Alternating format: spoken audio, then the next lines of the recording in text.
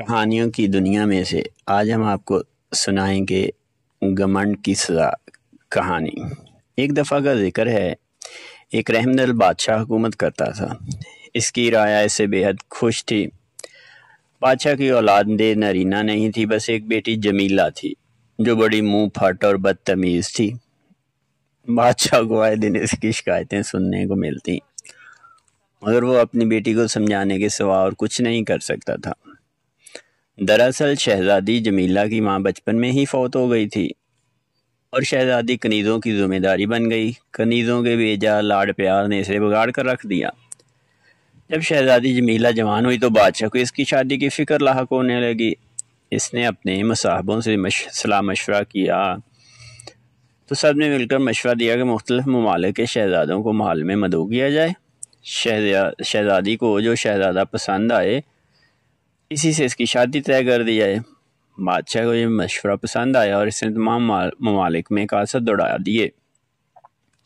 شہزادی جمیلہ کی سالگرہ کے موقع پر 15 شہزادے شاہی محل میں آئے۔ بادشاہ نے نہایت عزت و اکرام کے ساتھ انہیں شاہی مہمان خانوں میں ٹھہرایا۔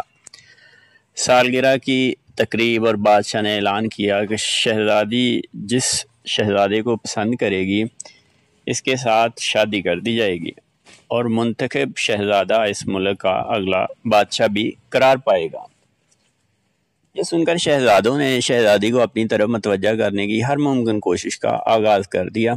شہزادی بڑے ناز و نخرے سے تقریب میں پہنچی۔ سالگرہ کی ابتدائی رسم کے بعد تعارف کا سلسلہ شروع ہوا۔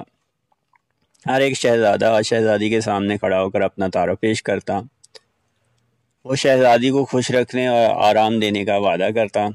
شہزادی خاموشی کے ساتھ تعارف اور گفتگو سنتی اور آخر میں اس کی تضحیق اڑاتے ہوئے اس پہ طرح طرح کے نقص نکال کر اسے مسترد کر دیتی۔ شہزادے اپنی تضحیق پر بے حد ناراض ہوئے اور ایک ایک کر کے شاہی تقریب سے رخصت ہوتے چلے گئے۔ بادشاہ نے آگے بڑھ کر انہیں روکنے کی کوشش کی اور شہزادی کے نامعقول رویے پر معافی بھی مانگنا چاہی، مگر اپنی بے عزتی کروانے کے بعد ان کا تقریب میں ٹھہرنا ممکن نہیں تھا۔ شہزادی جمیلہ کی بڑے دربار میں بدتمیزی سے بادشاہ کا غصہ آسمان کو چھونے لگا۔ وزیروں اور مصاحبوں نے بادشاہ کو سمجھانے کی کوشش کی کہ فی الوقت شہزادی کی بدتمیزی کو نظر انداز کر دے، مگر بادشاہ کے غصے سے برا حال ہو رہا تھا۔ اس نے ندامت بھرے لہجے میں باقی شہزادوں سے اس حد تک آمیزی کی معافی مانگی اور شہزادی کو دیا گیا انتخاب کا حق ختم کر دیا۔ اب شہزادی بادشاہ کے حکم کی پابند ہو کر رہ گئی۔ بادشاہ جس کے ساتھ اس کی شادی طے کر دے گا اسے مجبوراً اسی کے ساتھ شادی کرنا تھی۔ شہزادی اپنے گھمنڈ میں کھوئی رہی اور اس نے اس بات کی کوئی پرواہ نہ کی اور اس سے کیا نادانی سرزد ہو چکی تھی۔ جب تقریب کے اختتام کا وقت قریب پہنچا تو بادشاہ نے ایک انوکھا اعلان کیا کہ شہزادی کی شادی کا معاملہ ختم نہیں کیا گیا بلکہ اب اس کی شرط تبدیل کر دی گئی ہے۔ سب لوگ یہ سن کر چوکنا ہو گئے۔ بادشاہ نے اپنی بات جاری رکھتے ہوئے کہا، کل صبح سورج نکلتے وقت جو کوئی شاہی محل کے دروازے پر پایا جائے گا وہ شہزادی کا شوہر قرار پائے گا۔ وہ کسی رنگ و نسل سے تعلق رکھتا ہو یا کسی پیشے سے وابستہ ہو، اس کا ملحوظ نگاہ نہیں رکھا جائے گا۔ دوسرا یہ کہ شہزادی کے لیے آج کی رات محل کی آخری رات ہوگی۔ کل سے شہزادی کا شاہی خاندان سے کوئی تعلق نہیں ہوگا۔ شادی میں نہ تو اسے کوئی جاگیر دی جائے گی اور نہ ہی مال و دولت۔ اس کا شوہر اس کے تمام اخراجات خود اٹھائے گا۔ وہ چاہے تو شہزادی کو بھوکا رکھے یا کھانا دے۔ بادشاہ کا یہ سخت فیصلہ سن کر وزیروں اور مصاحبوں نے رحم کی التجا کی، مگر بادشاہ نے اپنا فیصلہ بدلنے سے صاف انکار کر دیا۔ شہزادی جمیلہ کے لیے یہ بڑا مشکل مرحلہ تھا۔ اس کا گھمنڈ باپ کے سامنے اسے جھکنے نہیں دے رہا تھا۔ بجائے اس کے کہ وہ بادشاہ سے اپنے رویے پہ معافی مانگتی، اس نے بڑے فخر سے کہا کہ وہ اپنے لیے کوئی بد شکل یا ناقص العقل شہزادہ پسند نہیں کر سکتی۔ اگر اس کا باپ اس سے چھٹکارا پانا چاہتا ہے تو وہ نافرمانی نہیں کرے گی بلکہ اس فیصلے کو قبول کر لے گی۔ دوسرے دن سورج نکلتے وقت ایک فقیر شاہی محل کے دروازے پر پہنچا اور سارنگی بجا کر بادشاہ سے خیرات مانگنے لگا۔ اسے شاہی سپاہیوں نے اسے پکڑ لیا جس پر وہ خوفزدہ ہو گیا۔ فقیر کو بادشاہ کی خدمت میں پیش کیا گیا تو اس نے ہاتھ جوڑ کر اپنی جان کی امان طلب کی۔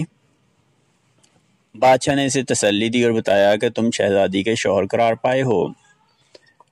فقیر یہ سن کر پریشان ہونے لگا کہ حضور مجھے خیرات کے سوا اور کچھ نہیں چاہیے۔ بادشاہ نے دو ٹوک الفاظ میں کہا کہ تمہیں شہزادی سے شادی کرنا ہوگی ورنہ تمہاری گردن اڑا دی جائے گی۔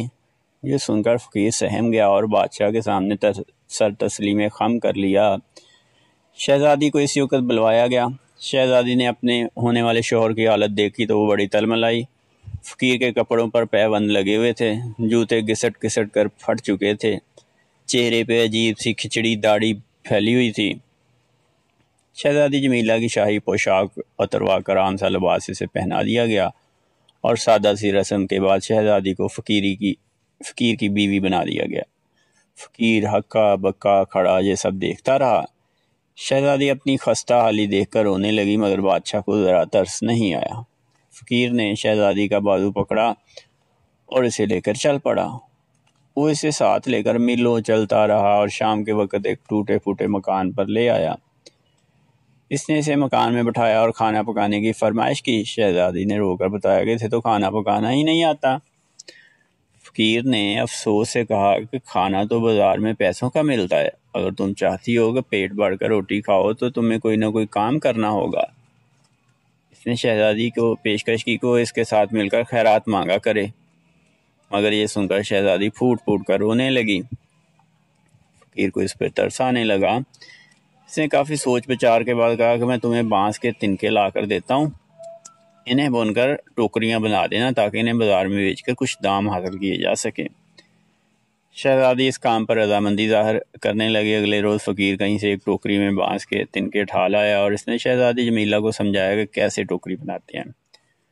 فقیر کے جانے بعد شہزادی کام میں جت گئی۔ کام کرنے کی اسے قطعاً عادت نہیں تھی، تھوڑا سا کام اس کے لیے عذاب ثابت ہوا۔ وہ ٹوکریاں کیا برتی، سارے تنکے ٹوٹ پھوٹ گئے اور سارا دن اسی کشمکش میں گزر گیا کہ شام کو جب فقیر واپس لوٹا تو اس نے تنکوں کا حال دیکھ کر افسوس ظاہر کیا۔ اس نے کہا شہزادی تمہیں تو کچھ کرنا ہی نہیں آتا، تو پھر گھمنڈ کس چیز پر کرتی ہو؟ شہزادی اپنی بےعزتی پر رات بھر روتی رہی۔ اگلی صبح فقیر اسے گھر کی صفائی اور برتنوں کی دھلائی کا حکم دے کر چلا گیا۔ شہزادی نے الٹی سیدھی صفائی کی اور جب برتن دھونے لگی تو آدھے برتن توڑ ڈالے۔ شام کو جب فقیر واپس لوٹا تو اس نے گھر کی حالت دیکھ کر شہزادی کو خوب ڈانٹا۔ اس رات اس نے شہزادی کو کچھ بھی کھانے کے لیے نہیں دیا۔ ساری رات شہزادی بھوک سے تڑپتی رہی اور اپنی بدقسمتی پر آنسو بہاتی رہی۔ تیسرے دن فقیر نے اسے کچھ برتن لا کر دیے اور کہا کہ یہ میری آخری پونجی ہے، تم ان برتنوں کو بازار لے جاؤ اور وہاں بیچ کر پیسے لاؤ۔ فقیر نے اسے تنبیہ کی کہ اگر اس بار کوئی غلطی کی تو وہ بڑا برا پیش آئے گا۔ شہزادی نے برتنوں کو ایک گٹھڑی میں باندھا اور فقیر کے ساتھ بازار چل دی۔ فقیر اسے بازار میں ایک جگہ بٹھا کر چلا گیا۔ اسے برتن بیچنے کا ذرا ڈنگ نہیں تھا۔ دوپہر ہو گئی مگر وہ ایک بھی برتن نہ بیچ سکی۔ اچانک ایک گھوڑ سوار وہاں سے گزرا اور گھوڑے کے ٹاپوں میں شہزادی کے کئی برتن ٹوٹ گئے۔ شہزادی چیختی چلاتی رہ گئی مگر وہ گھوڑ سوار فوراً ہی وہاں سے رفو چکر ہو گیا۔ شہزادی اپنی بربادی دیکھ کر آنسو بہاتی رہی۔ شام کو فقیر واپس آیا جس نے ٹوٹے ہوئے برتن دیکھ کر برا سا منہ بنایا اور شہزادی کو خوب ڈانٹا۔ شہزادی روحانسی ہو گئی۔ شہزادی کے آنسو دیکھ کر فقیر کو اس پہ ترس آ گیا۔ وہ اسے ساتھ لے کر گھر آ گیا۔ 2 دن بعد اس نے شہزادی کو بتایا کہ وہ ایک بڑے محل میں شادی کی تقریب منعقد ہو رہی ہے، ان لوگوں کو برتن دھونے کے لیے عورتوں کی ضرورت ہے، میں نے وہاں بات کر لی ہے، کل تم میرے ساتھ وہاں چلنا اور دیکھو برتن ٹھیک ٹھیک دھونا اور توڑنا مت، ورنہ وہ تمہیں ہمیشہ کے لیے کنیز بنا کر رکھ لیں گے اور میں ان کا نقصان بھر نہیں سکوں گا۔ شہزادی نے وعدہ کیا کہ اب کوئی غلطی نہیں کرے گی۔ اگلے دن وہ شہزادی کو لے کر محل میں پہنچ گیا اور برتن دھونے والی جگہ پر اسے چھوڑ کر چلا گیا۔ وہ خاموشی سے برتن دھوتی رہی اور ساتھ ساتھ چپکے چپکے آنسو بہاتی رہی۔ شہزادی کا سارا گھمنڈ چکنا چور ہو چکا تھا۔ وہ اپنے ناروا رویے پر بے حد پچھتا رہی تھی۔ ایک بہروپیہ اس کے قریب سے گزرا تو شہزادی نے پوچھ لیا یہ کس کی شادی ہو رہی ہے؟ बहरूपिया पहले तो खूब हंसा और फिर बोला, मेरी प्यारी शहजादी, ये तुम्हारी शादी का पंडाल सजा है। शहजादी ये सुनकर रोने लगी और बोली कि तुम बड़े जालिम हो, मेरी बदनसीबी का मजाक उड़ाते हो। इसी वक्त एक बारी हाथ से शहजादी का सर सहलाया। शहजादी ने चौंकते हुए मुड़कर देखा तो उसकी आंखें फटी की फटी रह गईं। इसके पीछे इसका बाप खड़ा था। वो अपने आंसू छुपाते हुए मुस्कुरा के बोला, मेरी बेटी के नसीब कैसे बुरे हो सकते हैं। उठो और अंदर जाकर अपने कपड़े बदल लो, ये तुम्हारी ही शादी है।